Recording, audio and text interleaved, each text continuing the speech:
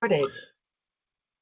At 10:09, we'll call to order the Board of Commissioners meeting for Thursday, January 14th. We would extend the opportunity for public comment at this time. If there's anybody who would like to make public comment, feel free to do so now. We'll ask you to unmute yourself and just offer your name and municipality in which you live, and we'd be happy to take your comment. Is there any public comment at this time?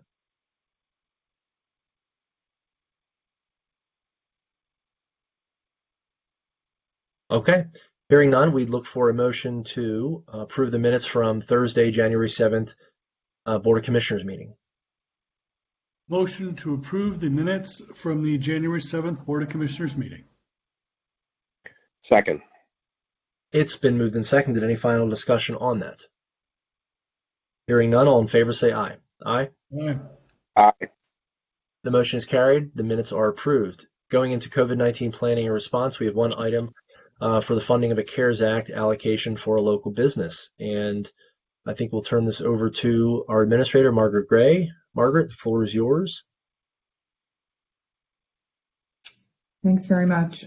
This item is a request to provide a replacement payment to Troy's Philadelphia Style Hoagies, and it might be best if I ask our controller, Jason Moser, to join me on this particular item, since he's been the lead in addressing this issue for the county.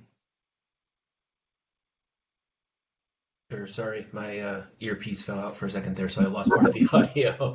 Okay. So yes, this is a reissue of a check for Troy's Philadelphia Style Hoagies. A check was issued initially to Troy's, but it was with some old vendor data and went to an incorrect address and previous person affiliated with the business. That check, we are following up with that person on the check, but we did want to make sure we got the additional funds to the current owner of the business.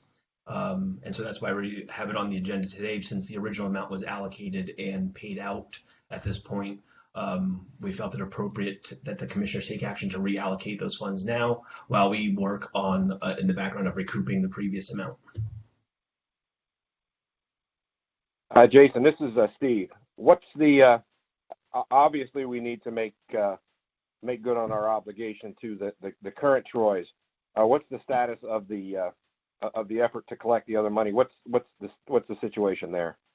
Sure. So I issued a letter to the person that received the original amount, and they have 30 days to respond to that letter and return the funds. At that point, we will review further action depending on what action or inaction is taken at that point. To me, somebody received the check that is not there, so that to me is either fraud or theft. Correct. Is this a matter turned over to the district attorney's office for review? We have our solicitor, Betsy, has reviewed this so far. We felt the first appropriate step was to send a letter acknowledging that this error occurred to return the funds, but also indicated in that letter that failure to respond and return the funds would result in further action. So it will be reviewed at that point. We are hoping that we would be able to resolve that, though, without going to that step right off the bat. Have we received any indication from the individual that they intend to return those funds? As of yet, that letter was issued at the beginning of this week, so we have not heard back yet.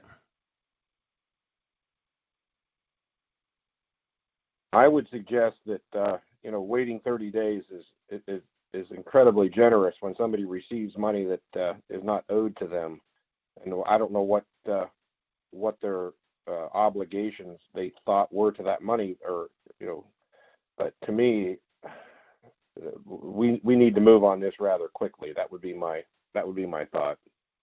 Yeah, certainly, I agree with you on that.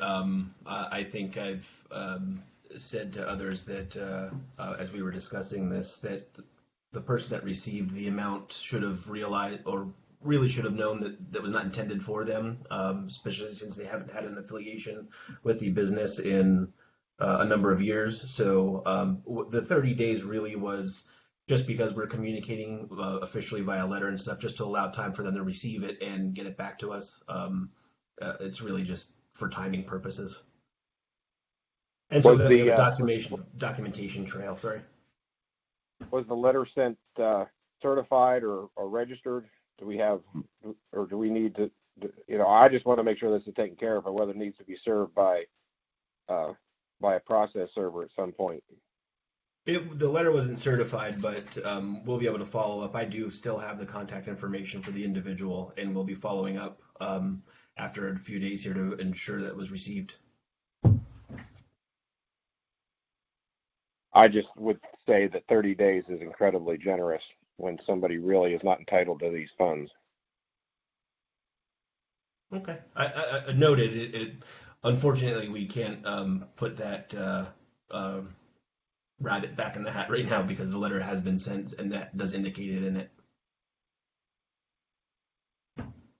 Yeah, I think All right. so the address that was on the initial application was the address that we sent the checks to, and we had 600 checks we were sending out, or 500, however many it was, and so we used that address that was on the initial application.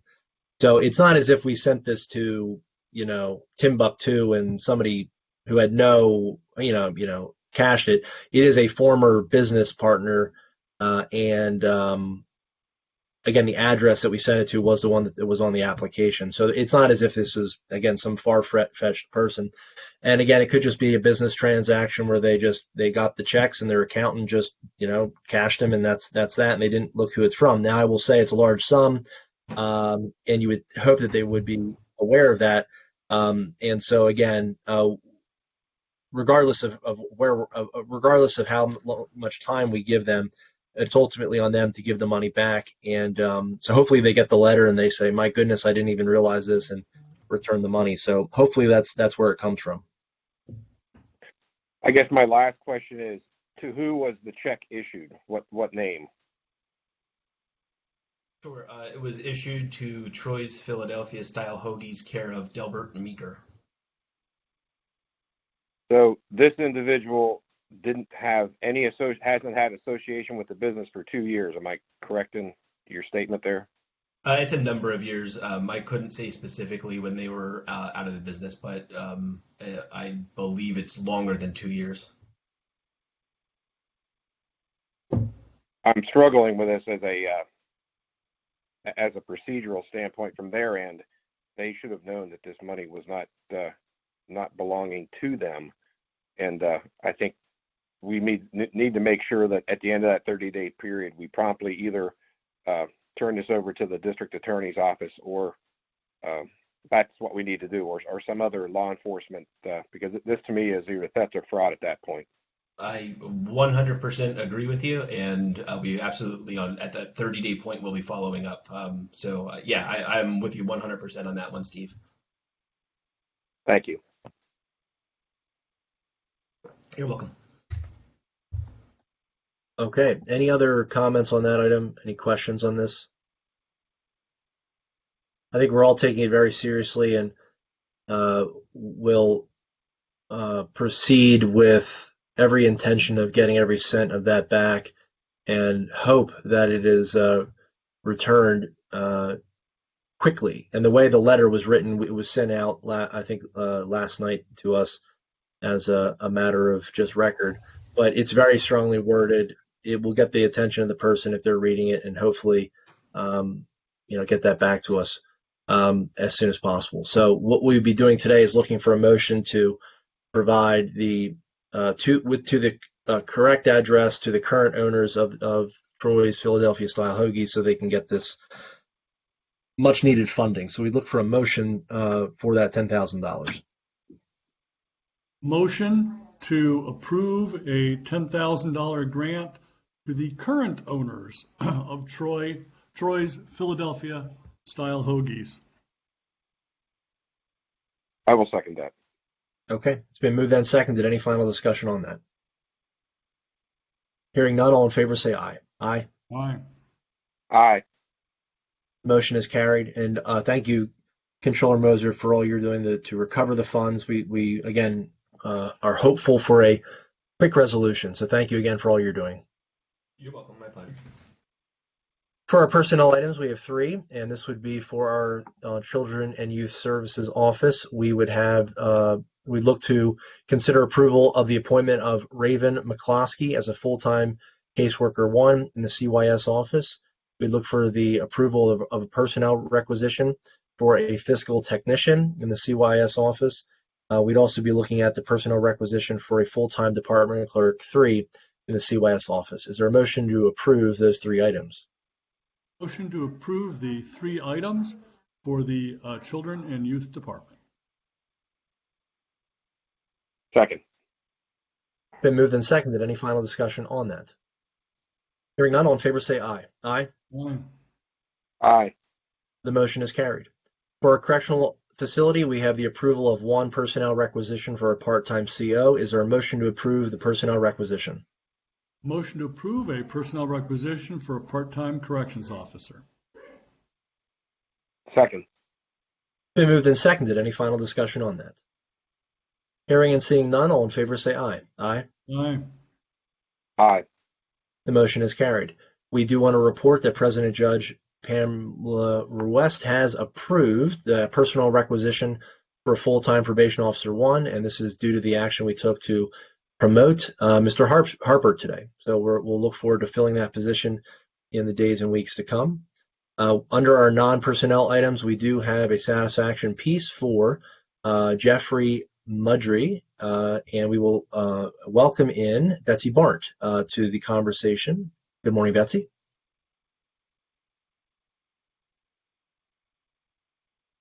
That our loan given in 2007, and the amount was $8,500.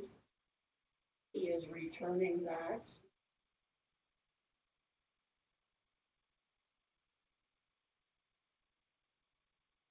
Of the satisfaction of the first-time home buyer. Okay, thank you, Betsy. Any questions for Betsy on this item? Okay, we look for a motion to approve. Motion to approve the satisfaction piece for Jeffrey Mudry. Second. Been moved and seconded. Any final discussion on this? Hearing none, all in favor say aye. Aye. Aye. Aye. The motion is carried.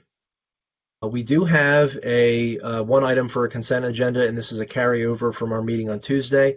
And we did have a question regarding this contract, and I do believe that Margaret has some information for us before we look to approve. Yes, thank you. That's correct. The question had to do with whether or not there would be any annualized maintenance fees, or what the cost would be should the county not be affiliated with our current IT provider. So if we remained with our current IT provider, there would be no new or added annual fees associated with the development of this particular software for the recorder. If, in fact, RBA, our current provider, would not be our provider, the best projection that they can give us right now would be to apply what is generally considered an industry customary standard of around 15 to 20% of the market price of the software at the time. So there would be a fee that would be applied should that situation occur, but that's the best estimate that we have at this point in time. Okay, thank you, Margaret. I thought that was important to get on the record, and have no further questions or feedback concerning that. So thank you for sharing that and getting that information. So we would look for a motion to approve the consent agenda for today. Motion to approve today's consent agenda. Second. It's been moved and seconded. All those in favor say aye. Aye. Aye. Aye. The motion is carried. And then we'll turn it back to Margaret for our letter of support for today. Yes, the Center County Board of Commissioners is asked to consider submission of a letter of support to the federal government for a grant application that would provide funding for improved air service between our University Park Airport and the Charlotte Airport. I provided a copy of this letter to each of the commissioners for your consideration. This is something that I believe the commissioners, this type of improved air service for the region, you have supported in the past.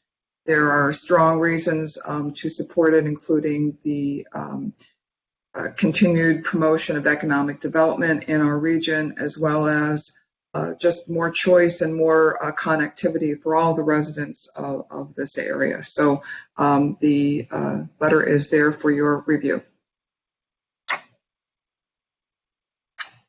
Thank you, Margaret. Any questions, feedback on the letter? I think we're also very supportive of the continued service and the partnership. So, but any feedback or on this letter? No, I think it's great. If we're going to have expanded service to Charlotte, North Carolina, that would be great. Yep, that would be wonderful. I know we're approving it immediately. When do you need the signatures by? They would like to pick up the letter from us tomorrow. So if you could sign later today or tomorrow, that would be great. And then we'll make arrangements with the Airport Authority Secretary to get that letter to him. Good. Yeah, let me know as soon as it's available. Will do. Okay. We look then for a motion. Motion to approve the letter of support for incentives regarding additional air service for the University Park Airport.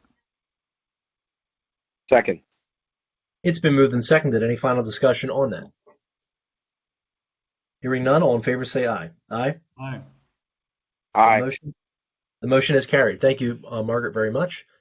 We do have an ABC discussion, and that is the revised bylaws of the Drug and Alcohol Advisory Council.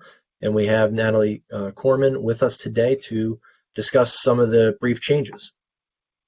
Good morning.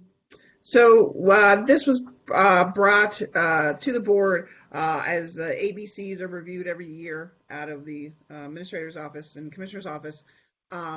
We had some timing of the current Planning Council members who were coming off, but did not have any current applications to fill those positions.